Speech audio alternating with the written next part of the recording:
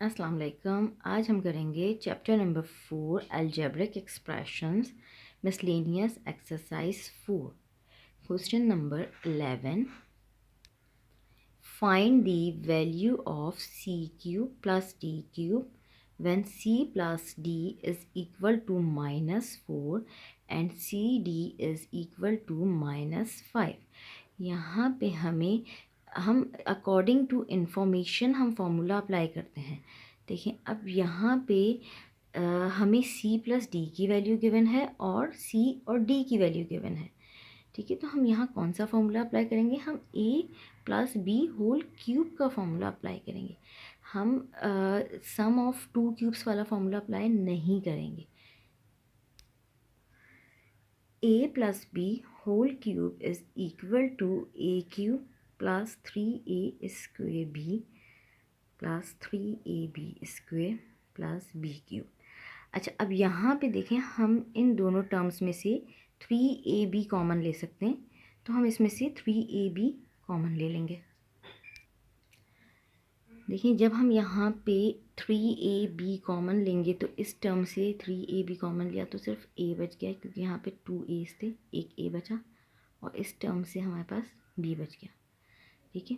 अच्छा, अब मैंने यहाँ पे ये फॉर्मूला क्यों अप्लाई किया? मैंने सम ऑफ टू क्यूब्स का फॉर्मूला क्यों नहीं अप्लाई किया? देखिए यहाँ पे मुझे a प्लस बी की वैल्यू यानी कि c प्लस डी की वैल्यू गिवन है और c और d की वैल्यू गिवन है, यानी कि a b c और d की फॉर्म में होगा।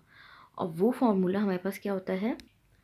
अच्छा, अगर मैं सम ऑफ टू क्यूब्स का फॉर्मूला अप्लाई करती तो देखें ये हमारे पास है a plus B into A square minus A B plus B square.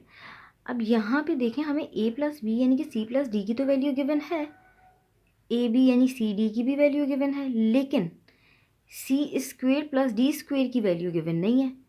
ठीक है, तो उसके लिए बहुत कॉम्प्लिकेटेड हो जाता। अगर मैं ये फॉर्मूला ये अप्लाई तो हो सकता था, इसके लिए फिर क्या होता है, मुझे a c square plus d square find out करना होता। उसके लिए मैं दूसरा फॉर्मूला अप्लाई करती। उसके लिए मैं a plus B whole square is equal to A square plus 2ab plus B square वाला फॉर्मूला अप्लाई करती। अब यहाँ पे मैं a प्लस बी यानी c प्लस डी की वैल्यू डाल देती, ए बी यानी सी डी की वैल्यू डाल देती, तो फिर मेरे पास ए स्क्वेयर प्लस बी स्क्वेयर की वैल्यू आ जाती। फिर वो वैल्यू मैं इस फॉर्मूले में पुट करती, तो मुझे दो फॉर्मूले अप्लाई करने पड़ते, यानी कि मेरा काम बहुत कॉम्प्लिकेटेड हो जाता।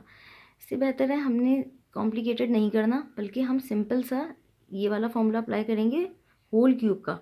a plus B whole cube is equal to A cube plus 3ab into A plus B cube. ठीक है, अब यहाँ पे हम c प्लस डी की वैल्यू इधर रिप्लेस कर देंगे, ए बी को c और d से, c प्लस डी की वैल्यू डालेंगे यहाँ पे सी डी की और यहाँ c प्लस डी की, तो हमारे पास simple c cube plus D cube की वैल्यू आ जाएगी। c plus d whole cube is equal to c cube plus 3cd into c plus D cube. अब हम क्या करेंगे? अब हम c प्लस डी की वैल्यू पुट करेंगे और सी डी की वैल्यू पुट करेंगे। जहाँ जहाँ c प्लस डी है वहाँ हम -4 लिखेंगे, और जहाँ सी डी है वहाँ हम -5 लिखेंगे। यहाँ पे हम -4 डाल दिया हमने, is equal to C cube, और सी डी की जगह हमने 3 इंटू -5 और c plus d -4 plus D cube as it is आ गया।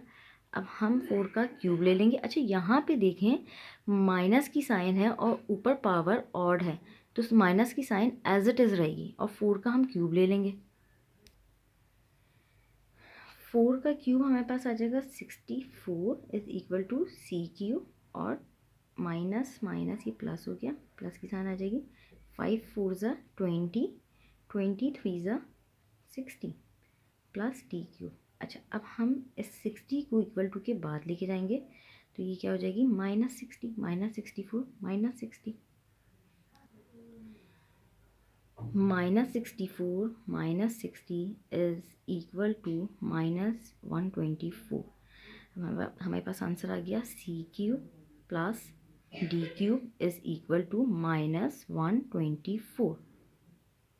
This is the answer of question number 11।